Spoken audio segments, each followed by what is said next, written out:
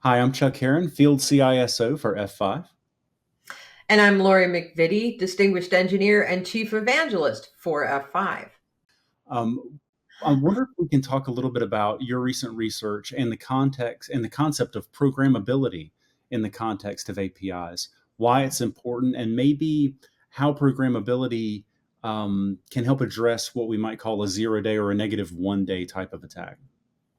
Awesome. This is one of my favorite topics, programmability in any sense in a service, right, that sits between users and the applications they're trying to get at, right? Programmability is what gives us the ability to write some script or some code and look at that request or that response and then take some action, right? Maybe it's Xing something out, maybe it's removing, inserting. We can do a ton of things with programmability, right, inside that service.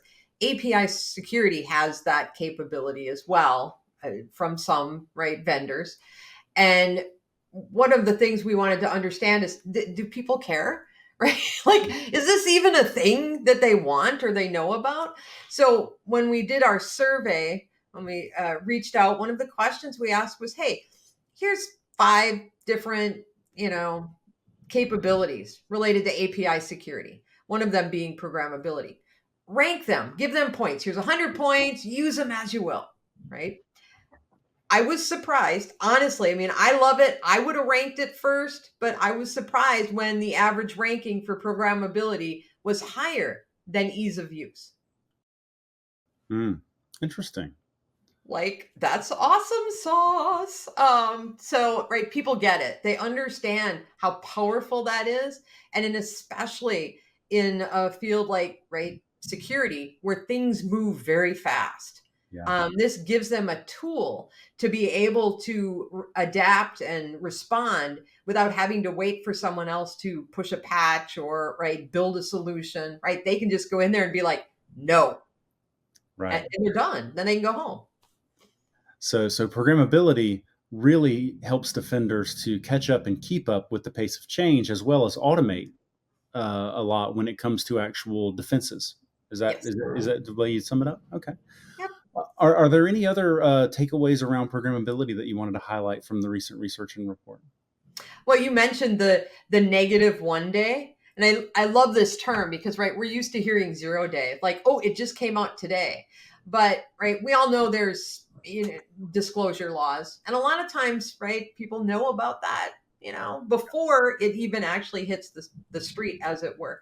And so what that does is it not only allows customers to do that, but like for us and for others who have that capability, we can go in and build that solution and then offer it right away so that customers have it in case they don't, have the time or didn't know it was coming, right? So it's a mechanism for both sides to be able to really deal with those 0 days, 0 day, like right away. Right away. That makes sense.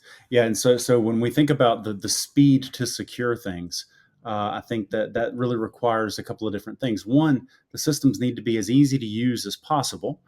Because easy matters, and we have complicated jobs, and defenders, people that I call defenders, maybe security operations folks, governance folks, SREs, DevSecOps engineers, CISOs.